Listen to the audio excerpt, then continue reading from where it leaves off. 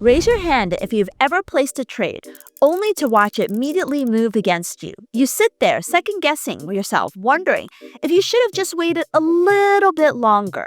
Maybe the price stalls right at those levels and now you're stuck with that all-too-familiar dilemma. Do you look away? Do you step away? Or you just get out of the trade altogether? If that has ever happened to you, or it's still happening to you in your trades now, let me know in the comments below, because I guarantee you that you're not alone, and you'll see that many other people experiencing the same problem. Personally, I've been there more times than I can count, which is why I like to have my trades work right away. And if you're watching this, I can bet you've experienced it too. We all crave those perfect trades that take off immediately. Minimal drawdown and smooth sailing. It's easier on your account and also on your mind. While it's not always possible to avoid that initial shakeout, in this video, I'll be sharing 7 powerful methods that can hopefully increase your chance of finding trades that can work right from the start. But before we get to them, do me a favor and please take a moment to hit that subscribe button so you don't miss more valuable trading tips like this. First and foremost, you always want to trade on the side of market sentiment. This is one of my non-negotiable trading rules. Understanding and aligning yourself with the broader market mood is crucial if you want to have your trades move in your favor right from the start, or at least not move much against you. Think about it. If the stock market is tanking and the US dollar is under pressure due to growth concerns or tariff fears, events that aren't likely to turn around or change overnight, you can expect more sellers than buyers. Even if there's a positive US economic report, traders are often skeptical rather than optimistic, given the bigger picture of uncertainty. Now, in these scenarios, you will often see that rallies are shallow as the market shifts back to the broader market narrative of risk aversion. We see this happen all of the time. That's why in these conditions, it's often smarter to sell the rallies than to fight against the current, to go with the current market sentiment. And you want to look for sell signals in pairs like Euro Yen or Aussie Yen, which typically follow broader market sentiment. On the flip side, stocks and futures are soaring, and it signals that risk is on. In those cases, you want to lean into and hunt for buying opportunities in currencies that thrive in optimistic markets like Eurodollar or Euro Yen. The bottom line is don't fight the flow. Selling yen crosses in rising markets might work occasionally, but the odds are stacked against you.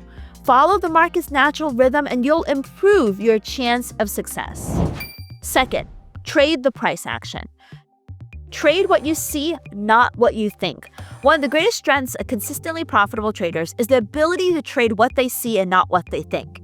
In this market, opinions are worthless. Price action, on the other hand, tells the real story of buyers and sellers. For example, Australia recently reported a very good jobs report, far exceeding expectations. Now, the analyst in me thought the number was great, and so the Australian dollar should be a buy. But, of course, I don't trade ahead of the data. I waited to start of the early New York session after the data was released. And I was looking for Aussie trades. And that's the time when I hunt for trades. And at the time, I saw the Australian dollar was actually under pressure, as you can see from this chart, falling despite good data. The price action was not in sync with data. So what should I do in that case? Now, don't assume that I'm smarter than the market and I buy the Australian dollar because the market has it wrong. Instead, what I do is I pass on the Aussie long trades, or I look for opportunities to sell to go in line with market sentiment. In this Aussie Yen chart, you can see that it is in my sell zone. That's when the background is red, indicating a bearish long-term trend, and the currency pair is trading below the indicator line, which represents the shorter-term trend. Since we trade what we see, not what we think, the right trade here would be to respect the Aussie weakness and to sell Aussie Yen instead of buying it. And that would be a smart move, as Aussie Yen dropped over 80 pips during the course of the day. And if you want to learn more of my zip strategy, there's a link in the description below. For those of you who learn to respect and master price action, you can have a significant edge, because by focusing on price as it unfolds, you react swiftly and with precision, staying in sync with the market instead of trying to fight it. The bottom line is to respect momentum and to flow with it instead of trying to predict its end. If the price is surging with strength, fading the move is a loser's game. Instead, wait for clear signs of exhaustion or confirmed reversal on a shorter-term chart, for example, before considering the opposite side. Third, you want your trades to work quickly. So trade during the most active time of day. Markets move most aggressively during specific windows of the day. In the world of Forex, this means trading during the market opens, not the market closes. Look for overlapping sessions like the New York and London overlap or the London Open, where the London and Asia sessions are both open.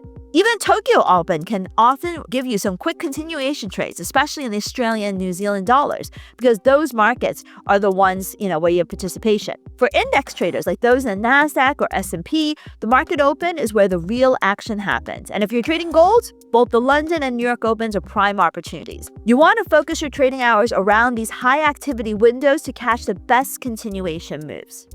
4. Avoid choppy markets and narrow ranges. There's nothing more frustrating than entering a trade only to watch it chop back and forth.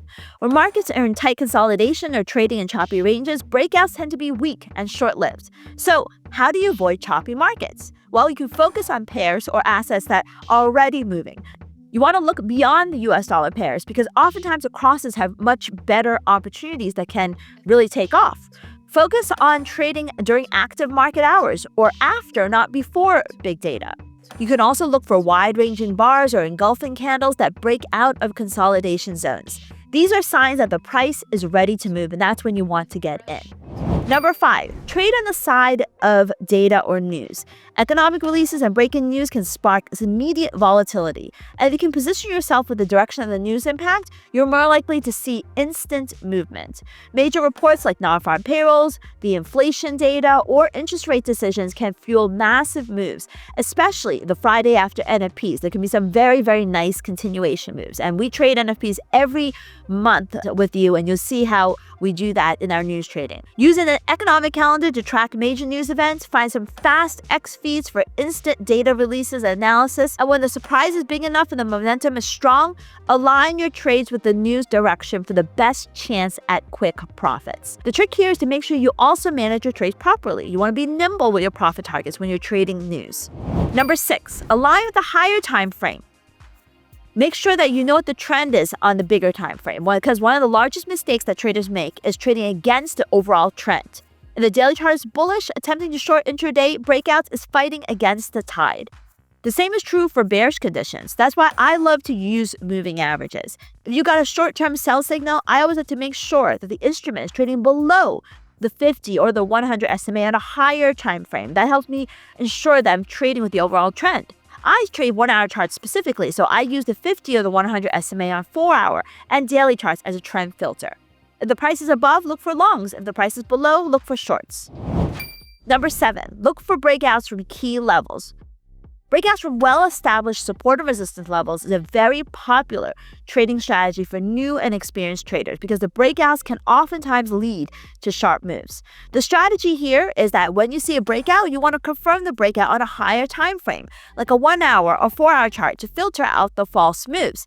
Then you want to watch for a retest and respect of that level, meaning that it holds and start to move back in the breakout direction before getting into the trade. Now, I want all of you to trade with confidence and to trade with precision. Remember, with trading, the goal isn't just to place trades, but to place high-quality trades that move in your favor right away. Can't happen all of the time, but by following these 7 powerful methods, you can improve your timing, avoid getting shaken out, and capture the smoother, more confident moves. I hope you found these tips valuable. Please let me know in the comments below. And before you go, don't forget to subscribe and hit that notifications bell for more trading strategies and tips. Let's keep improving and trading smarter together.